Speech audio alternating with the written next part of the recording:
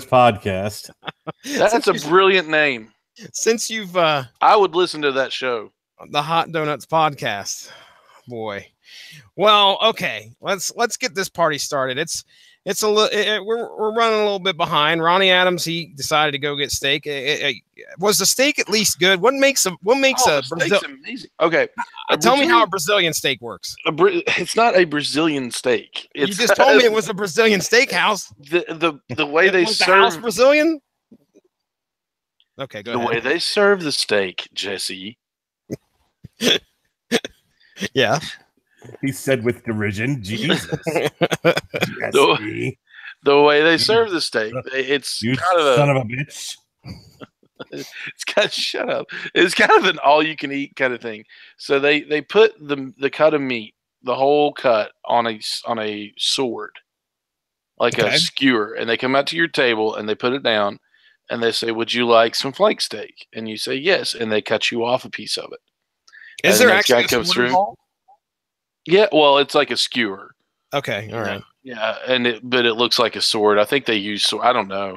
I've seen, I've heard of restaurants having swords with meat on it.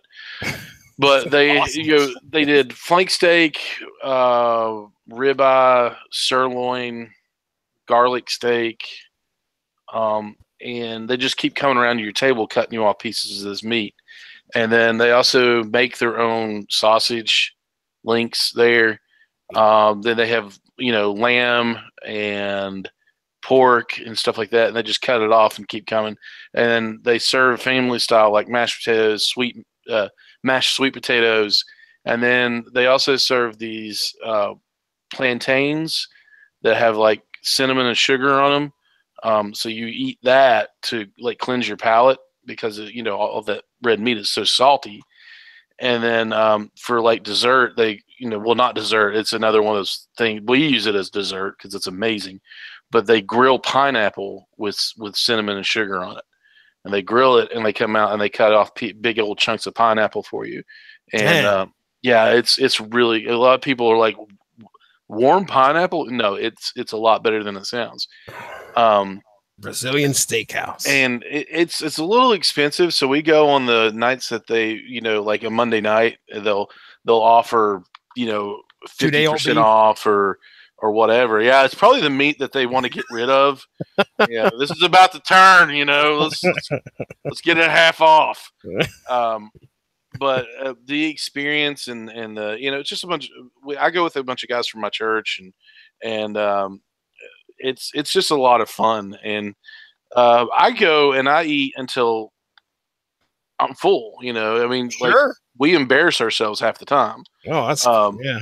But that's half the fun of it. And some of these guys go and make it a contest, and they, you have this little card. It looks like a coaster. One side of it, usually has the logo of the restaurant or whatever. And one side of it is green, and one side of it is red. It's stop and go. Mm-hmm. So if you're done, you just flip over the card red, and they pass you up. They don't even offer anything. They just, they walk on by. If it's green, that's when they offer you whatever they have. They turn it green, and they don't turn it red until they're about to throw up. And it's really disgusting. And, oh, that's wonderful. At some points, we're like, we have to leave at some point. They don't want us here anymore. Kind of a deal. I once went to a movie with a friend of mine, and beforehand, it's like, hey, let's hit up this Chinese restaurant. Is it all a Chinese buffet? 7 plates later, we were like, we're going to miss the movie. You need to stop. Somebody just sent me a picture of you at the steakhouse digging in. And I mean, come on, man. That's not cool. The old 96er. So if I could stop this revelry for just a moment, I want to make 3 suggestions. Okay. If you start scheduling something, whatever, crazy steak eating guy. That doesn't sound like much of a. I mean, yeah, not an insult. It's not at all. Truth. Wonder Woman 77. Okay. Batman 66 meets Wonder Woman 77. This is awful. Or legendary Red Sonja, which is a steampunk book of some sort. A steampunk. I like the fact that we could do Red Sonja and she kills people for a Barbie movie. A steampunk book, though?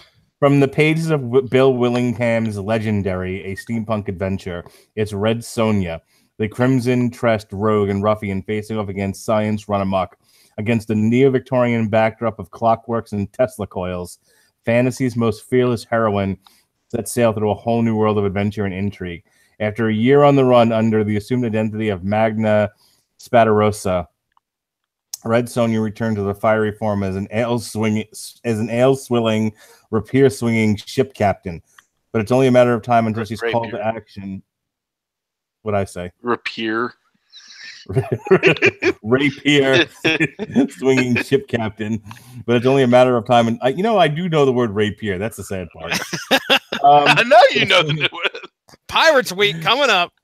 Everybody gets rapiers out. The only way I would be all in on this book is if she was the exact same Red Sonja, and we're talking armor or barely armor and sword and talking like Conan in the middle of a steampunk story. That's a winner in my book. All right, so somebody already commented Archie, by the way. Really? They would pull out their, electric guns or whatever they have that they have to wind up because that's what steampunk is. And then she would just cut them in half with a giant broadsword. And I'm all in. I'm sold on that. You're taking a risk, though, Ronnie. You don't know if that's the way it's going to go down or not. No, it's not going to go down that way because I want it. And we can't talk about stuff you want on this podcast. That ain't going to happen. I just want Snagglepuss to be Snagglepuss. Sure. But no, he's not going to be just Snagglepuss. I hear you. He's a Gothic playwright in the South living in New York. Save it for the podcast. All right. Mark, if we were to choose of those three, or if we have to vote, I vote Batman Wonder Woman crossover because I've heard good things about that one. All right, Ronnie, now your friend thinks we should do something Archie, and my wife thinks we should do Betty and Veronica. Okay, well, we can. Our good buddy Joel Gant of. If Joel Gant said Archie, Joel Gant said Archie. Joel Gant said Archie. So we do Archie. We may have to listen. Do we do Archie or do we do Betty and Veronica? Well, it's the same thing. Yeah, he's saying. He's Archie most likely universe. The Archie universe, most likely. He didn't just say Archie comics, did he? Or what did he say? He just said Archie. Okay. All right. Well. All right. Let's move on. Let's move on. Let's get this. This is becoming Punisher versus Archie. We've already done that one. Let's see if there was a rematch at some point. Please don't just ignore me. I'm kind of stuck on this. Like I like this is what happens. It happens. It is what happens. You're at the window. It's Donald Duck. Definitely.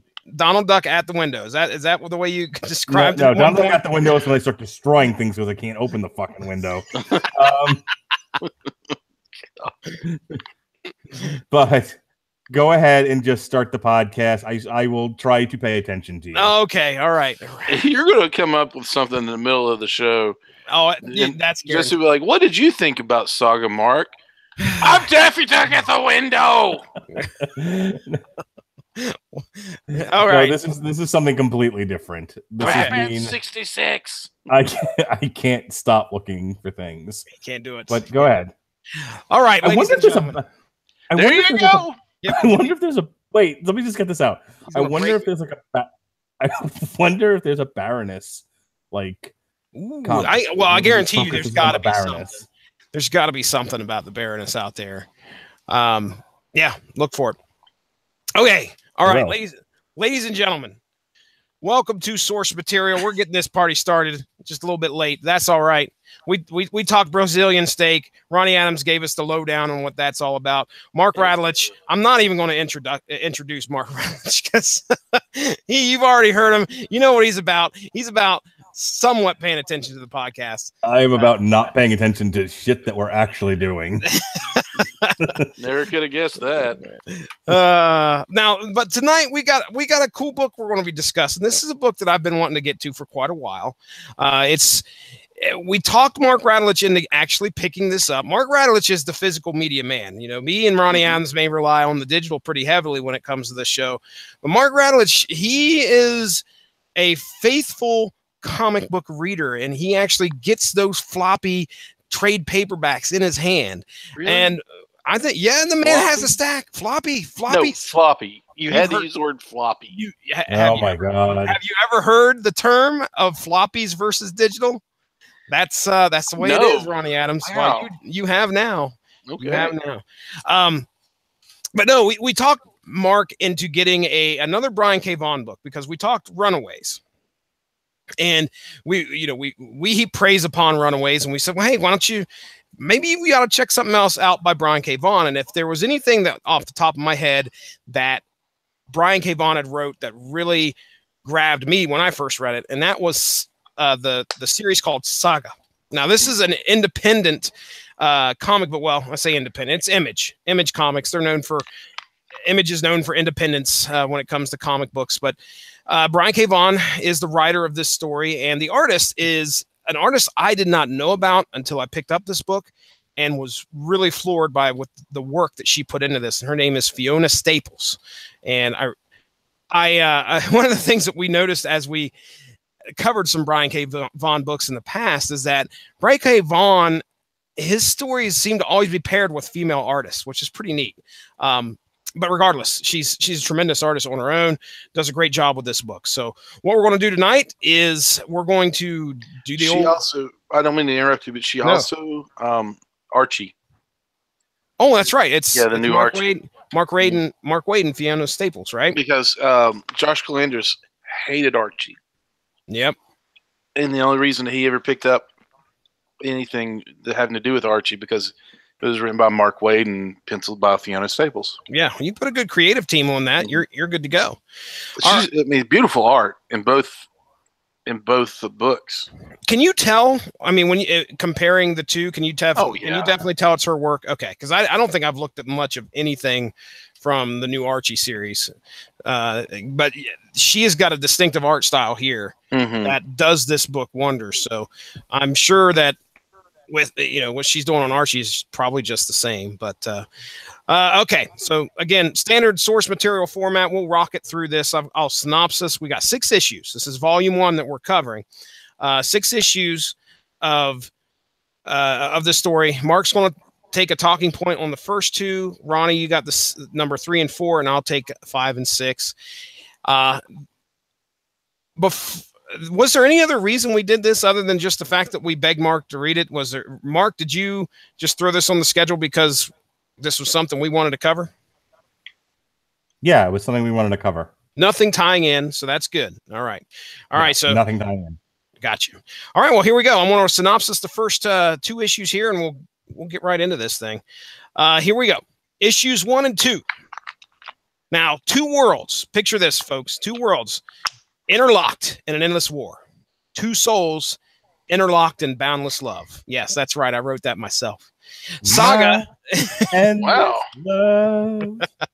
Saga is the Mark did not write that himself. No, he did not. That was straight rip.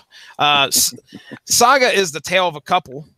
Marco, a pacifistic magic-wielding Mooney from a moon called Wreath, and Elena, a headstrong Landfall Coalition soldier, who these 2 have found each other, but the planets they come from have a long history of hatred. So we have 2 lovers from 2 different cultures who have come together, and we open the book with the birth of their daughter, Hazel. And while it's a joyous moment, they are shortly on the run from a coalition force who has been tracking them, as Marco is believed to be an escaped prisoner.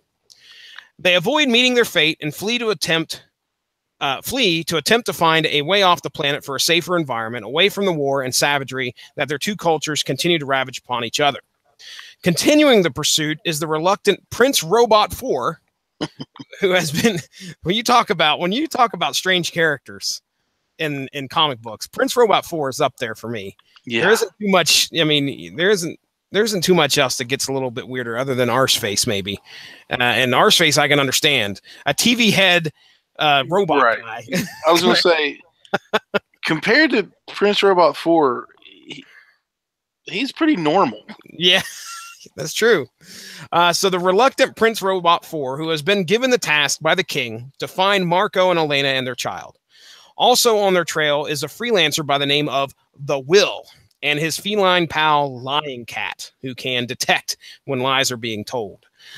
Clutching a map that Elena somehow secured, the new family set across the wilderness to find the great rocket ship Forest to take them off the world. If they can cross the terrain and avoid yet another freelancer by the name of The Stalk. Rescuing the family from what was going to be an untimely death at the many hands of The Stalk were the forest residing horrors, an unfortunate group of child ghosts that were victim to the wars that besieged the planet. So that's issues 1 and 2. We get our introduction to our 2 main characters, well, our 3 main characters, which are Marco and Elena and their daughter Hazel. And we also kind of meet the Will, who is going to be, seems like he's going to be an important part of this story. Prince Robot 4, the strange TV-headed guy, and then we have the Stalk, who is she's a spider-like woman, no arms but lots of legs. Yeah. And that's kind of where we're at. We get a little bit of the history of the planets and their war that have continually waged, which I thought was pretty interesting. So, Mark, before I continue, you got a talking point here, man. What's your thoughts here? This is an independent book that we were like, okay, you got to read it. You got to read it. So were you engaged here? I guess would be my first lead-off question, and I'll turn you loose. But were you engaged from the outset on these first 2 issues? Yeah, I was very engaged in this story right from the get-go. This is my bag. This is science fiction, or science fantasy, space fantasy would probably be the most appropriate way to say it. This was compared to like Star Wars and whatnot, and I can definitely see that I've had my camera on this entire time. Whoops. Entire time. You had no idea? No, I normally turn it off by now. It's off now. I saw nothing. I saw nothing. I saw nothing. I saw nothing. Oh no! Don't do it! Don't do it! Yvonne! No! Damn it! No. All right. And 5, 4, 3. So, yeah, there was like a lot of Star Wars and like fantasy elements to it. There's a specific movie I'm thinking of, and I can't. It's on the tip of my tongue, and I can't think of it right now. Legend, that's the one. It had a very Legend feel to it. So I'm like, okay, this is right in my wheelhouse. It starts very exciting right off the bat. They have the birth of the kid, and they are immediately on the run. I love the idea of it's Romeo and Juliet kind of a thing. It's a Hatfields and McCoys.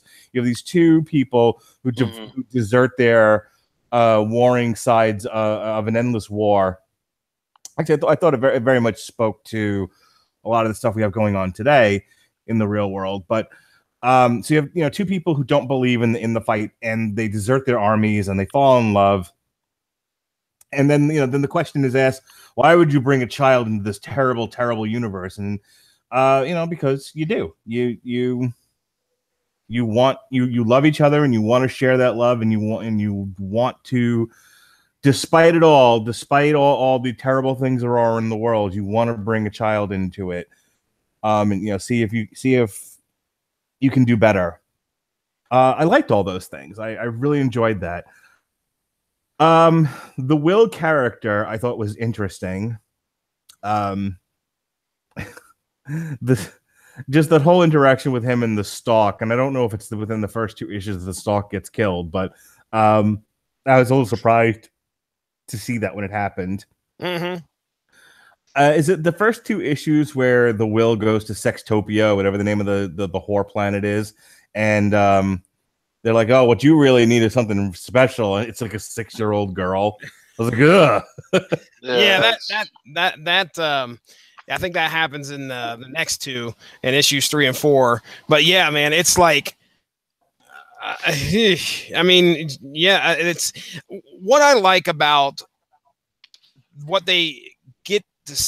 What they set up here in the first 2 issues is the whole environment that is, okay, yeah, you got your space, these 2 planets, and you got your space war going on, but there are some really crazy, fantastical elements to this whole story. I mean, I already talked about them. I think one of the strangest things that come out of this whole thing is Prince Robot the Fourth running around with a TV for a head, and it's not like they sit there and they go into an explanation about every little crazy thing that happens in here. You just accept it. He's a guy that has a TV for a head. And I like that. I like the fact that they leave a lot of it up to the reader themselves. And it's not just him. He clearly comes from a race of people who that's how they are. They have TVs for heads. And it's like, all right, well, like I said, it doesn't all have to make sense. It just has to be consistent. And I think that really makes sense. When it boils down to it, I mean, and that's what I liked about it is like they don't tell you how this race of people came to be or why they have TVs for heads. It's just there, and it's your opportunity to suspend belief and go, okay, they have TVs for heads. Let's do this. Well, and I think like the first. I don't know if it was the first introduction we get to him, but Prince Robot the Fourth is doing a very human thing where you just see him and his wife, or his soon-to-be wife, I assume, in bed together. And it's really weird. I want to let our listeners know that this is a very mature comic. Oh, very. Yes. Fucking in the butt. Fucking in the butt. Fucking in the butt. This is not a very mature podcast. I'd like to fuck the shit out of you. Pop, pop, pop. Sorry. Oh, my goodness. I don't know that song, and I don't want to know that song. That happened on this podcast. Of all the things that have happened on this podcast, I've never really heard Jesse go, oh dear. But this is a new milestone for this show. Believe it or not, that is a real song. I would rather not believe that. I shudder. I don't even. It's going to be on YouTube somewhere. So, any idea who the artist is? Just so I can get that out of my head. I'll send you the link. Thank you so much. Thank you so much. Fucking in the butt. Fucking in the butt. Fucking in the butt. Oh, Mark, stop. I believe it's David Allen Cole, by the way. Oh, okay. Well, I know that. That makes sense. David Allen Cole had a lot of songs he shouldn't have. Yep, here we go. David Allen Cole. Jesse, upload that shit. Jesse. The Metal Hammer of Doom will be playing on Wednesday. It just might show up. Let's get some fucking in the butt on this show. Oh my gosh. What? I keep coming back. Trying to figure out why. I was good up until this point. Like to go on the record on that. I was behaving myself until just now. Hey Ronnie, hot donuts, buddy. Hot donuts. Listen, hot donuts. I gave up hot donuts to be on this show. At Krispy Kreme. Mark Radulich to Comics Chat. David Allen Coe. Fucking in the butt. There you go. Here's your link. You know the ending music tonight has to be fucking in the butt. No, it doesn't. I don't know what we're doing for an outro, but for an intro, I don't know what we're doing for an intro, but the outro is fucking in the butt. You don't know a whole lot right now. That's an intro to the outro. All right, so that's a double entendre right there, ladies and gentlemen. Thank you very much. Thank you very much. Intro to the outro. Anyway, all right. I keep going back. Mark, okay, what else you got to say? Anything else you'd like to say about the first 2 issues? I mean, I'm trying to think of like what, there isn't a whole lot.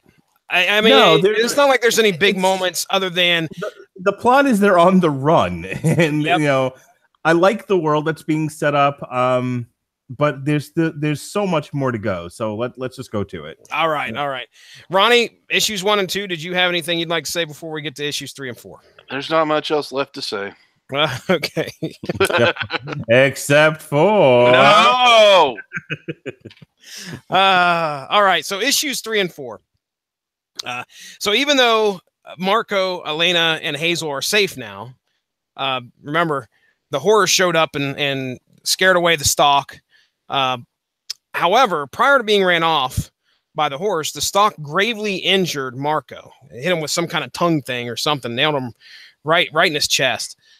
So the only thing that can save him is a healing spell that he knows that involves snow. A young girl ghost by the name of Isabel decides to help them out by getting them to a mountain so Marco can live. But in exchange, she wants to bond herself with Hazel so that she can go off planet with the family.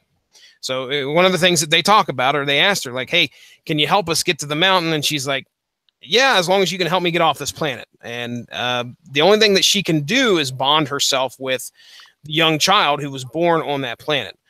Now, Elena reluctantly agrees. And this is where some of the stuff gets interesting. This is near death and hallucinating. Marco lets slip about Gwendolyn, his first love.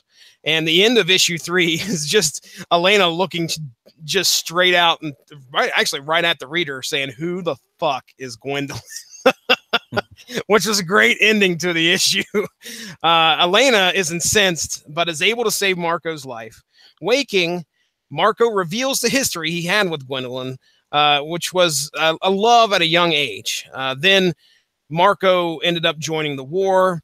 He tells Elena how him and Gwendolyn then grew apart as their ideology and things changed. And then he decides to tell Elena about how he also had Gwendolyn's grandparents' wedding rings that he and Elena are wearing right now. Not going good, bro. That's not.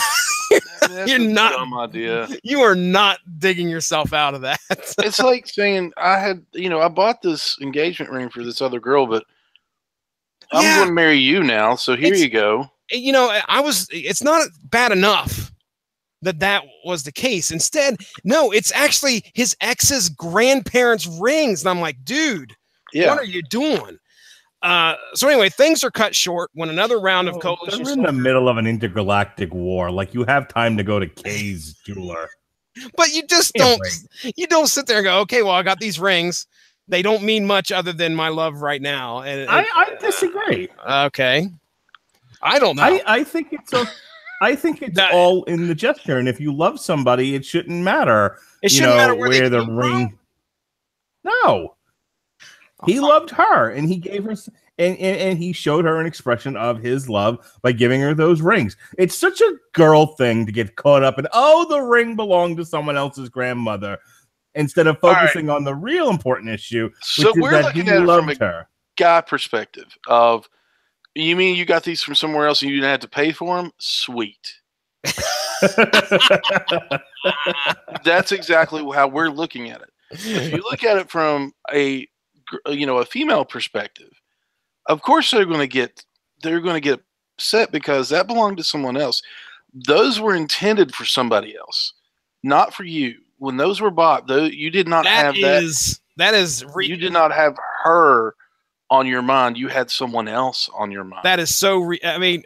Mark, you cannot tell me that if Melissa had some wedding bands and she did the exact same thing, she gave you one of them, and then after you're married, which I don't know how long these two have been married here, but long enough, obviously, for them to have a baby, which that doesn't mean much. But regardless, after you guys were married, and then she says, "Oh yeah, by the way, those are my ex-fiance's rings, and or my ex-fiance's grandparents' rings." You cannot tell me that, okay, well, that's fine. And you just go ahead and continue to wear that ring without looking at it every single fucking day and go on. Okay, so let me explain to you why I have my ring tattooed on my finger. Okay. I lost my wedding ring shortly after I got married to Melissa in a mud run. Okay. Okay. I dove into the mud. Way to go, boy! And I lost the ring. Like, I finished the race, looked down, I'm like, hey, wait a minute, something's missing. So somewhere out in the mud of Gainesville is my wedding ring. And for years, I did not wear a wedding ring because I didn't think it was necessary. I'm not cheating on my wife. I would never cheat on my wife. I don't pick up other women. I love her very much. I don't need a stupid ring to prove that I love this woman and that I know that we belong together. She felt otherwise. She really got irritated by the fact that I never replaced the ring, and we kind of went back and forth on the issue. And finally, I said, if you really want me to have a ring bad enough, then I want to get something that isn't going to fall off my hand the next time I go and do another mud run, and I got it tattooed on my finger. Okay. All right. So your argument is you're obviously not, I would say, held down by preconceived notions of whatever is or is not on your finger, right? No, I think jewelry is jewelry. It's not. Listen, there are plenty of men out there who buy women fancy jewelry and then turn around and cheat on them.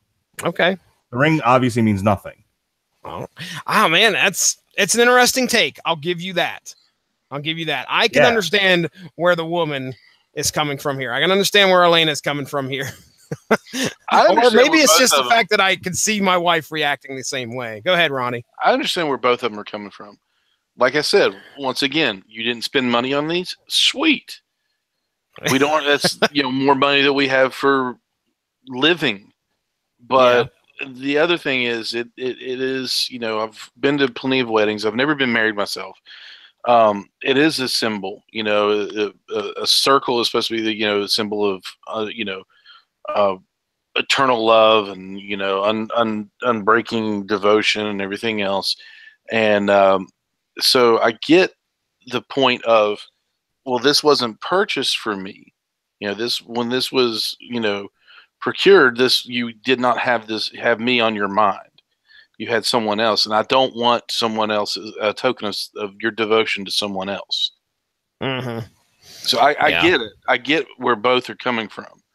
One, it's just mineral. It's just something that we took and made it into a fancy shape, and you wear it. No big deal. But then there's the symbolism of that ring. What it meant to someone else. And what it meant to you when you purchased it for someone else. Yeah. I was just sitting here thinking about my wife's first engagement ring. We did buy that off of somebody, but But you bought that exactly for her. That's where I'm going for. It was not given to me out of love from somebody else, and I was like, okay, well, it doesn't matter where it came from. When you picked it out, you picked it out for her. Like, I inherited my grandmother's ring, her engagement ring, and God willing, that's going to go on my future wife's finger. I don't think she'll have a problem with it if I hope not, that it wasn't brand new, picked out for her. But it was picked out for her when, because it means something more, to me, having my grandmother having worn it. I follow. So it's special to me in that sense. But, I get both sides. To me, it's just a ring's a ring. But to other people, but I say that never having worn one or anything like that. But, I could change my mind later on. But I see both sides of it. But, it's just one of those things where everybody's got their own opinion about it. Yeah, and I think that, it would be nice if anybody does listen to this podcast and wants to chime in. We would love to hear from you, just to hear what you got to say. So good discussion there. But okay. And you can send all hate mail to Mark. What's your email address?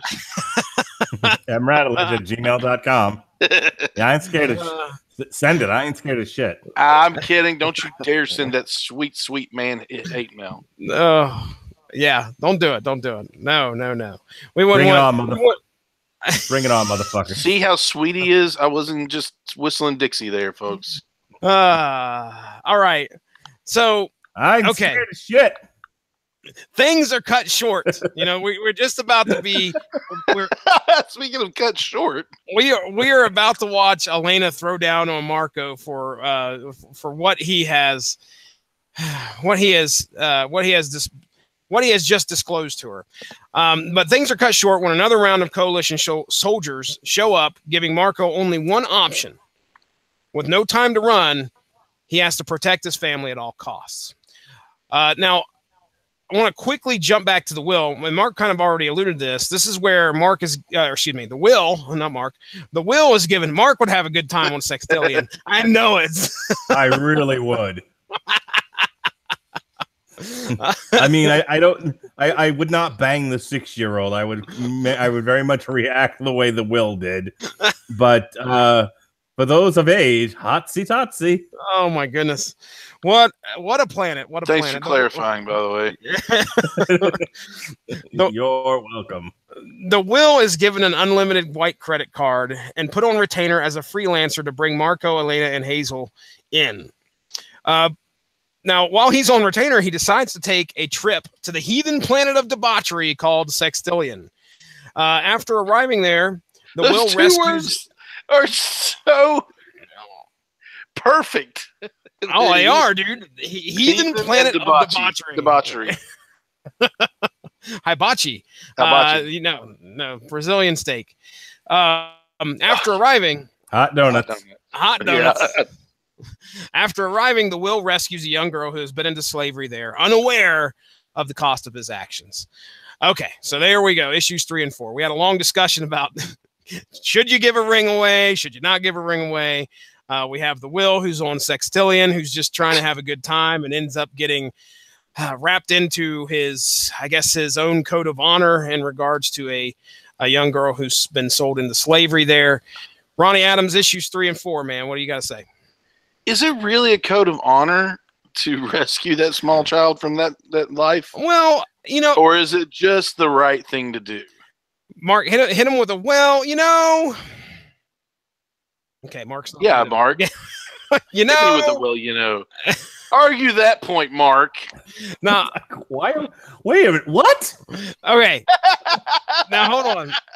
I just wanted to hear Mark's reaction to that. Okay. How the hell did I get dragged into this? When I say code of honor, when he's got that pimp or whatever it is, that guy that takes him down there, the will down to the basement, the super secret place of Sextillion, the guy looks at him and promptly before he gets his head crushed, he says, what are you freaking out about? You're a freelancer. You kill kids. And then, of course, pop goes the weasel. There goes his head. But I say code of honor because, I can believe that the will has probably killed children in the past to make money. Okay. I see what you mean. That's my opinion. But so who knows as to what depths of evil this guy has? Well, clearly he has a limit. And that is obviously seeing what's going on here with this young girl. He knows that she needs to be out of this position immediately, and plans on rescuing her. So, but anyway, go ahead, Ronnie. You had what else you want to talk about on 3 and 4? How creepy is Lion Cat? That's just the creepiest. I mean, you could go back to 1 and 2, 3 and 4, wherever Lion Cat, he comes up. He's just like, he's drawn creepily. He is. It's just, like you look at the spider. What's she called again? Hold on, the stalk. Yeah, the stalk. I mean, that's a creepy character. That's just hideous. But then look how they've drawn Lion Cat's eyes and how it stares into your soul. It's pretty freaky. And it just replies, lying. Yep. What the heck? Again, another good representation of the, almost like the randomness of this whole story. Where, now we have a cat that's about, I don't know, 20 times the size of a real cat who can tell you or tell when you're lying. It's like, okay, that's very strange, but I'll accept it. Horrifying. Lion Cat's pretty neat. Lion Cat I've seen actually, I mean, people who've read this series, I could tell they have, because they've changed their profile picture to Lion Cat at some point. It's either that or Lion Cat's become such a large pop culture icon. I don't know about all that, but I don't think that's the point. That it's gone to that extent. Got my Lion Cat shirt on, but okay. Yeah, Mark, I mean, anything on 3 and 4 here? We've got the will. We've got the Marco's about ready to throw down. We've already talked about the ring. Marco's life saved. Oh, Isabel. Did we start getting into why Marco took up like a vow of pacifism? I know it comes up a lot throughout this. It actually brings him into conflict a couple of times with his wife, because like he really doesn't want to start murderizing people, and she's like, "We are on the run and we are going to be killed. You have to do something." And at one point, he really like loses control. Yeah. And she has to kind of like walk him back from the brink. So I thought all that was interesting. That's the thing is I like the fact that they were very consistent in the sense of very quickly establishing who these characters are. They're not just one guy with a horn, one guy with pixie wings, and blah blah yakety schmackety. Like they have points of view that are established right from the start, which I really liked. Yeah, they're very fleshed out characters. One of the things I liked was you talked about the whole Romeo and Juliet thing here. I also think Hatfields and McCoys, these two warring nations are brought together by, two people who have, and it's neat how they're so sick of how their culture is, and they're sick of how their people are acting, that when Hazel was born, they were both talking about something. I think Elena was talking about doing something with her wings, like bleeding her wings or something. And he's like, "No, we agreed. No religion, no politics. This is something that has to happen without all those influences." And that's a pretty noble goal, especially for two people who are, from these pretty extreme representations of who they could be. I mean, both of these characters, people are warring against each other. So I like that part about it, because that brings the heaviness, in my opinion, to the best parts of this story is their struggle to continue to look. Well, first off, they got to try and live, number one, and number two, they got to try and raise their child the way that they think should be right. How it should be done. So, all right, well, let's get on going here. We will move on to issues 5 and 6. We're closing up shop here pretty soon. Issues 5 and 6. All right, so Marco engages in furious battle, just like you were talking about, Mark. He engages in furious battle against the coalition forces that show up in order to protect his family, and breaks the vow that he made after the birth of Hazel by brandishing his sword and almost killing the whole coalition force. If it weren't for his wife, Elena, putting a halt to his rage, he would have killed them all.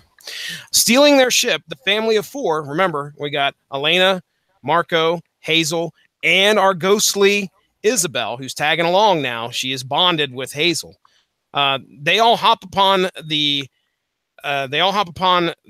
stolen coalition ship and head out to the rocket ship forest. What a name. It's like Lollipop Guild. It's like a Wizard of Oz stuff. It really is like Wizard of Oz. I was getting ready to say that. I mean, because you're never explained why Oz is like this, why there's poppy fields and little people and a yellow brick road. You accept it. Yeah. And this is like a mixture of that all these fantasy titles and Romeo and Juliet, Hatfields and McCoys, Wizard of Oz, and it's all got that perverted little twist to it. Yeah, the rocket ship force. I mean, that is an actual.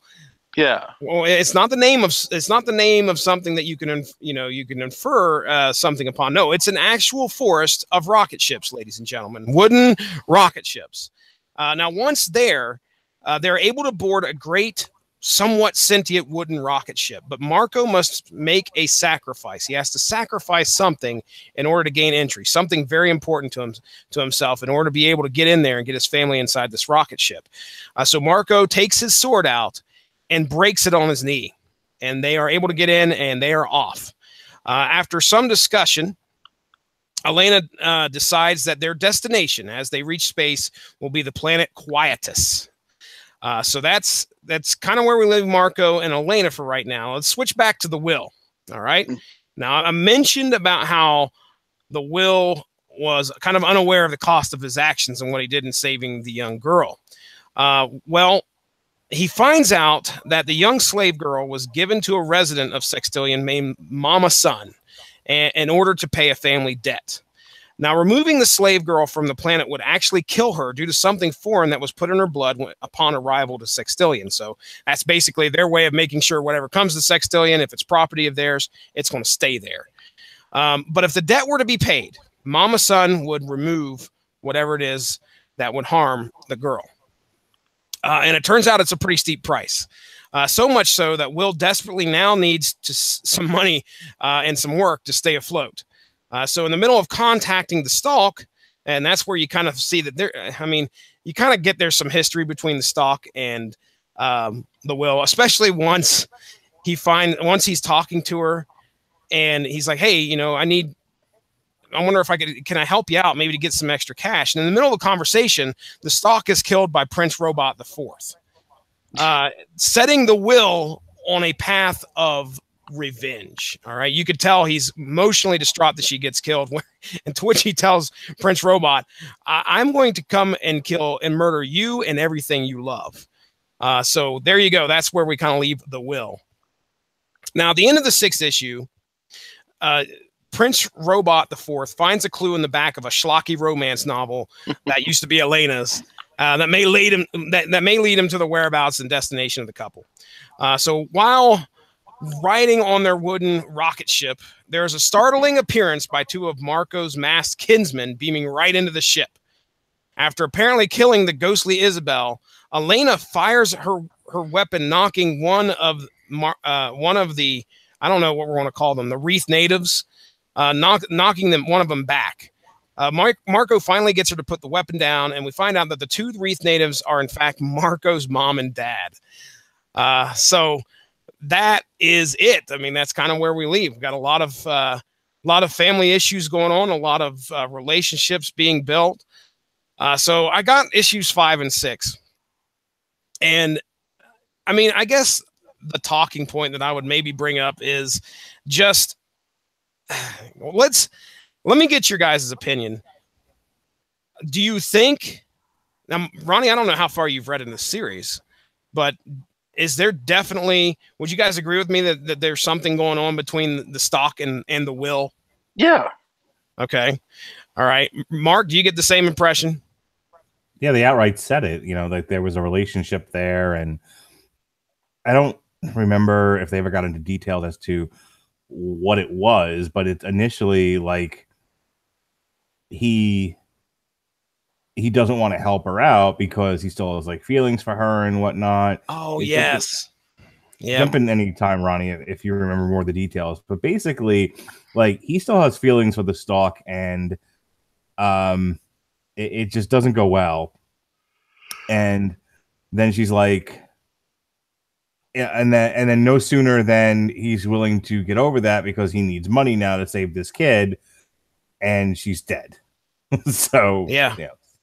Such is life. Yeah. The other thing is, well, let's just talk about the big the big cliffhanger at the end of issue 6, and that's when Marco's mom and dad show up on the ship. And that's what now throughout the whole book, it's kind of being somewhat narrated by what I assume is a grown-up Hazel, because that's kind of what makes the story neat.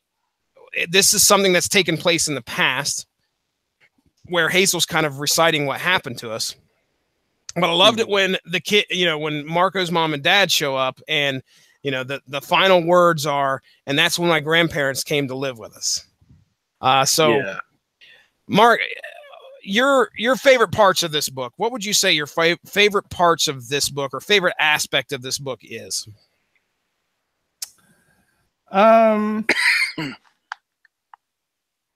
This might sound funny, but I actually like the fact that it was as graphic as it was.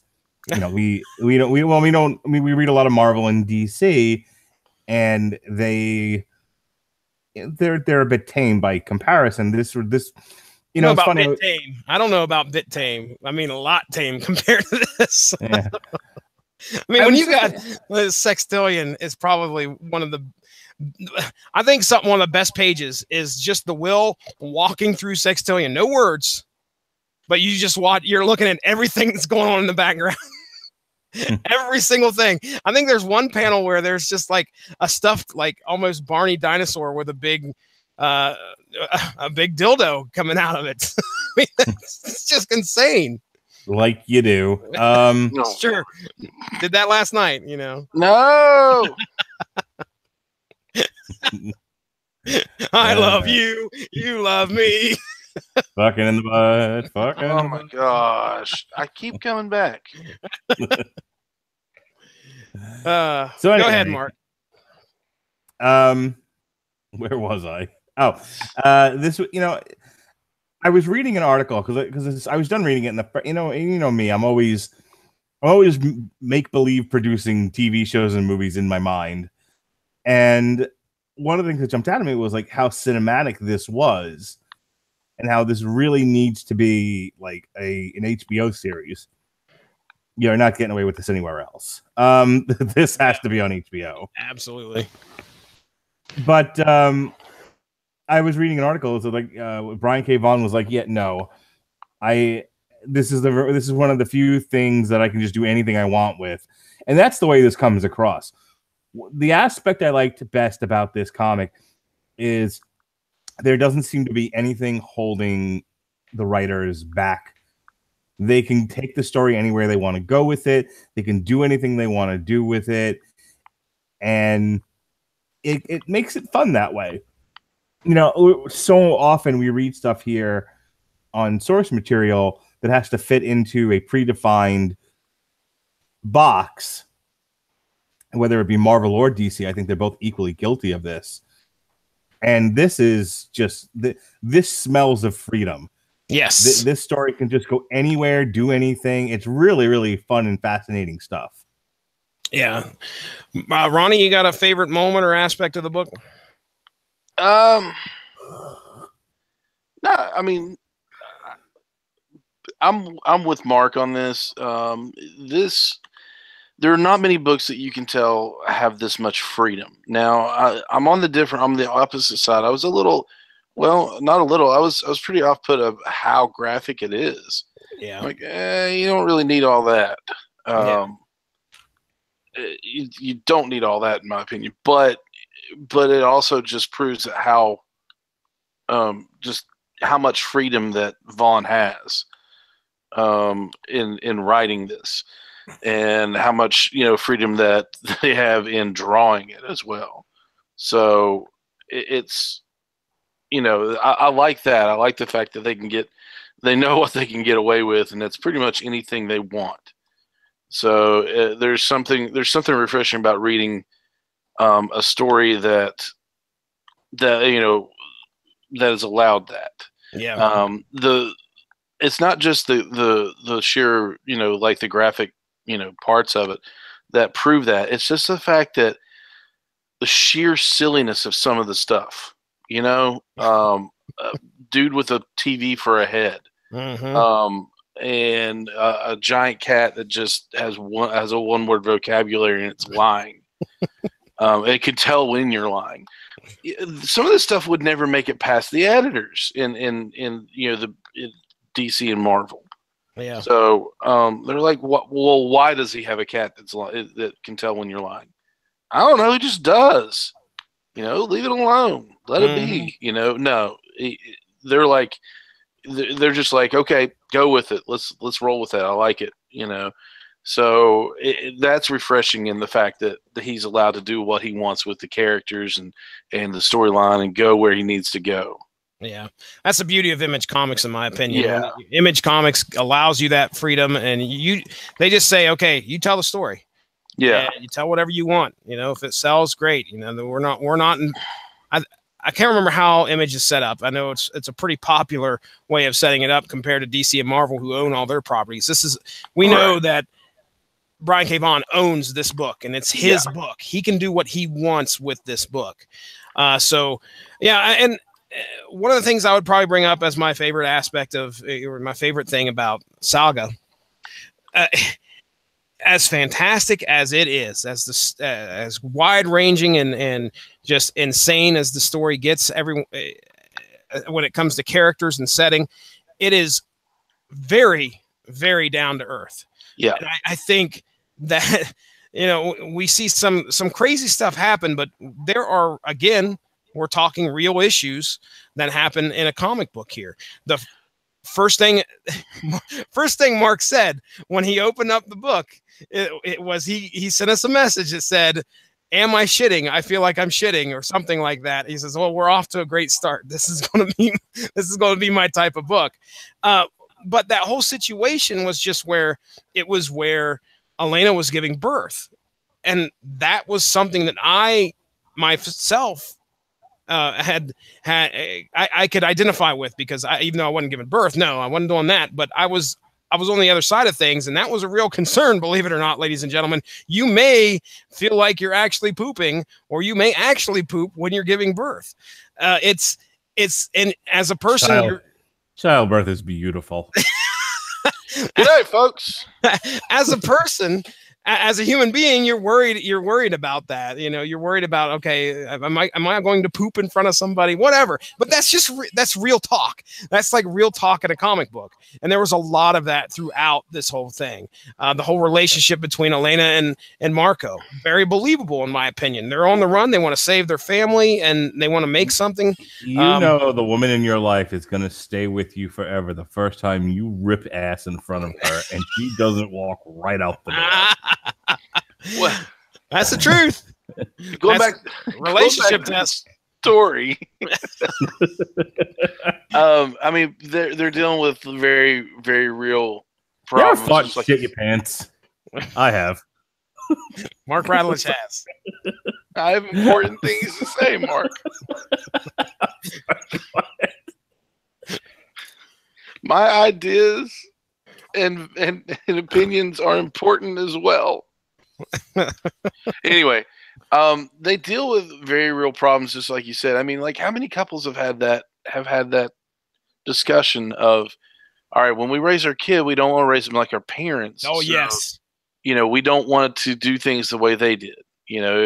If we raise, our kid like our parents raised us, there's going to be major problems because our parents don't want us together. It could be in today's society, it could be a financial issue. It could be a race issue. It could be multiple things. And then in this, it was a more of a like you said, a religious and political issue that they weren't together. They were, two warring worlds.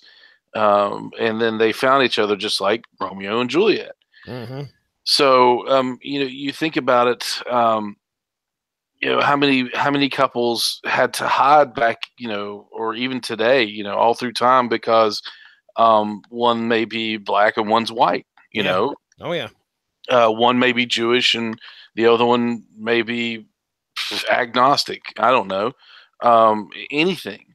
They deal with those issues in a just like a fantastic way. Mm-hmm. All right. Well, I think that brings our coverage of the book to a close here. I mean, Mark Rattlich, you're glad you read it, right? Yeah, absolutely. I don't want to make it sound like with all my silliness that I wasn't into it. I actually very much was. Yeah, it's a good book, and it's hard. I mean, other than me giving a synopsis, it's kind of hard to. It's really hard to criticize a book like this for sure, and that's kind of where a lot of the fun of the podcast comes in too sometimes. But there's definitely some stuff that we can see in here that we can talk about. But it's a good book all around. It really is. One of the things I said to you was we have to start scheduling in more of these. Yeah, one of the things I came away with was I want to know what the next thing happened. A lot of what we read, it's like by the time we get to the end of it, okay, I'm done here. Glad we're done. Yep. Yeah, we're good. Moving on. And when I got to the end of this one, I was like, ugh, I really like this, and I want to know what happens next. I'm not like, there are certain things where I'm like, I'm okay with just having volume 1 and not continuing. Mm-hmm. I really want to see what the next, like, how, where this is going. Yeah. Well, we will at some point revisit the world of Saga, and I'm sure we'll be doing volume 2 sometime, which will probably be 7 through 12. Ronnie, I know you like this book. Do you have any idea how many issues you've read so far of Saga? You aren't completely caught up. To volume 3. All right. Okay. All right. Well, we will come back to the world of Saga. That has been our coverage of it. I definitely enjoyed it. So let's go ahead. We'll get into plugs so we can get out of here. Mark Rattlich, buddy, what do we got coming up on? This is airing a couple weeks from now, isn't it? Like the 5th of February? Yeah. If you're listening to this on YouTube, you got to see a lot of me tonight in person. It's actually. And now we normally do it like 1 week ahead of time. In this particular case, it's 2 weeks ahead of time. This goes up on the God damn it!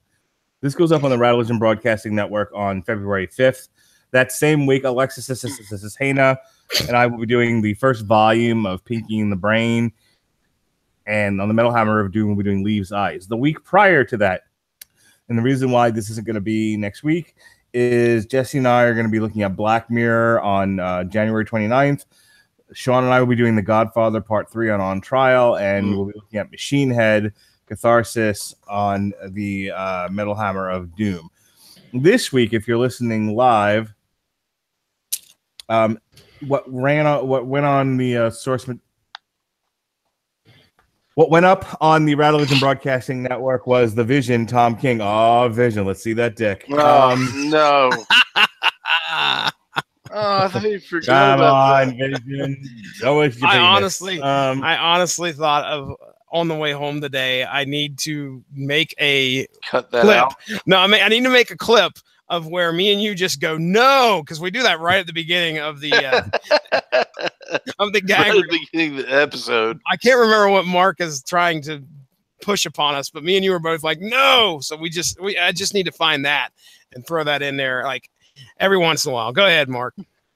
We'll be on TV Party tonight. We'll all be back again when Ronnie will have important things to say, and I will cut him off to start singing other songs. Or talking about the schedule or something like that. Yep. And while we're doing that, we'll be looking at the Orville season 1, and then Jesse, myself, and Robert Cooper will be reviewing Avatar Country on the Metal Hammer of Doom. All right, Hot Donuts. What you got for us? Jeez. Mark, when Avatar plays a concert, do they dress in all blue? No, it's not that kind of band. Avatar Country. Dude, listen, what's the name of the album? It's called Avatar Country, right? Right. Okay. Every single song has the word king in it, which I think is very interesting. So Ronnie Adams, this might be something you could stand. This isn't Watain. This isn't Cannibal Corpse. You might be able to hack listening to Avatar Country and come away with something, or at least listen to us talk about it. So, all right, Ronnie. Go ahead. What's your plug? I have a show called the Screaming Boy Podcast, and basically it's a pop culture, nerd culture show. where we talk about a plethora of different subjects. We just recently dropped 2 episodes where I realized that I put the wrong file on Libsyn. I put the raw file on. So at the end of the episode, you hear me and Jesse going, "Hey, do you want me to just cut this off?" Yeah. Let's not talk about that tonight. So I was like, "Where's the music? Why is there no music?" So I have to fix that afterwards.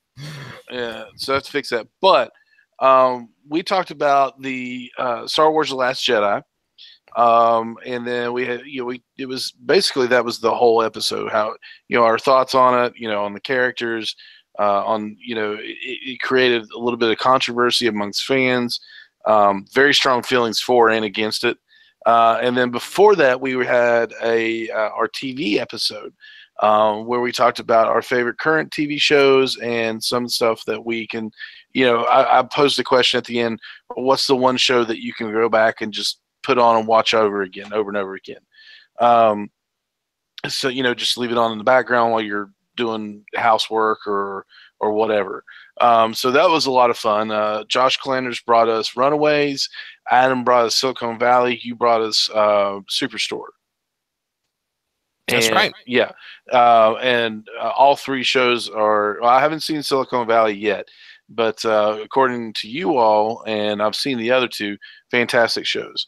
So coming up soon, we're going to bring Josh Clanders back, and we're going to talk about the second half of Runaways, because we only got the first half in there with the first 5 episodes. We're also going to have, we're going to discuss the Toys That Made Us, the 4 episodes that came out on that one. Correct me if I'm wrong. It was G.I. Joe, Star Wars, Barbie, He-Man. Yes, yep. And He-Man. So we're going to be talking about that, and we're going to talk a lot about that crazy-looking doll that sat in the background of that one lady's house. Oh no, we're not. We're going to talk about Annabelle. I'm not down with that. It looks like something Mark Radlich would have hanging around his house. Man, but I've also got some conventions coming up in March and in July. So we're going to have some convention coverage in the near and distant future of comic book conventions, Comic-Cons. We have the New York. Why do I keep saying New York? Ooh, I don't remember New York. Yeah, North Carolina Comic-Con coming up in March, where the main headliner is Kevin Eastman from Eastman and Laird, the creators of the Teenage Mutant Ninja Turtles. North Carolina Comic-Con always has a lot of events going on. The last one I went to, they had a film festival where they showed a lot of classics, Adventures in Babysitting, Terminator, Blade, things like that. So there's a lot of cool stuff that's going to be coming up on that one. I'll be doing some filming to put on our YouTube page, and hopefully some interviews in that. But there will definitely be a lot of pictures and some coverage afterwards.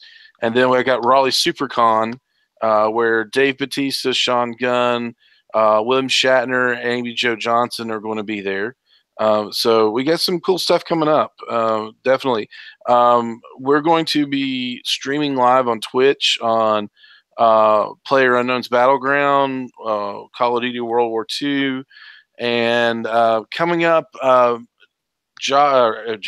Adam has plans for us to play online, possibly stream some Dungeons and Dragons. Woo. So that's going to be a lot of fun there, just to see us and how goofy we are. So, like I said, we got a lot of cool stuff coming up. Go on Facebook, look up Screaming Boy Podcast. On Instagram, Screaming Boy Podcast. On Twitter, Screaming Boy PR. And we've got iTunes, Stitcher, TuneIn, and right here on the Radio Lichen Broadcast Network. So go on, subscribe, give us a like. Tell us hi, whatever. We love to interact with people, and we love to have, feedback and everything like that. So please get in contact with us. All right. All right, ladies and gentlemen, go give that Rattlich in Broadcasting Network Facebook page a like to stay up on top of all the great podcasts that we have to offer. We have wrestling, we have MMA, we have video games, we've got comic books right here on the Source Material Podcast. Just like Mark Radlich alluded to there earlier, we are at 140 some episodes, closing in on 150. Had a bonus episode drop today, which was Mark Radlich's pitch for the West Coast Avengers and Vision series, West Coast Avengers movie and the Vision series. So give that a listen and listen to what we think should happen in the Marvel Cinematic Universe. Other than that, you can follow me at Stiznarkey on Twitter and the show's Twitter at SourceMacCast. And go to blogtalkradio.com. Give us a like there and find everything out there in the archive. Just search Radulich, Radulich.